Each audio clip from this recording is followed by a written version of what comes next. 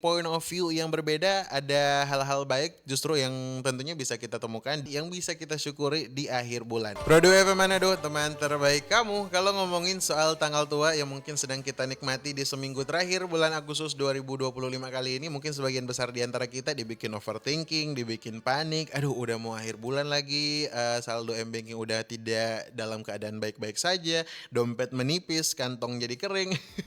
Di sisi lain kalau kita ngeliatin dari point of view yang berbeda, ada hal-hal baik justru yang tentunya bisa kita temukan, yang bisa kita syukuri di akhir bulan. Kayak program diet biar skip untuk nyemil-nyemil dan makan-makan yang seharusnya gak ada dalam agenda kamu gitu ya teman Pro 2. Sebisa mungkin di tanggal-tanggal urgent kayak seminggu terakhir ini jadi salah satu kesadaran buat kamu mengurangi kebiasaan yang leyeh-leyeh kayak gitu, kayak nongkrong-nongkrong yang sebenarnya nggak diperlukan-perlukan amat gitu ya. Hari ini kamu juga bisa sadar nih teman Pro 2 untuk tidak foya-foya dan justru kamu juga harus lebih hemat atau mungkin menabung untuk menghadapi tanggal tua selanjutnya.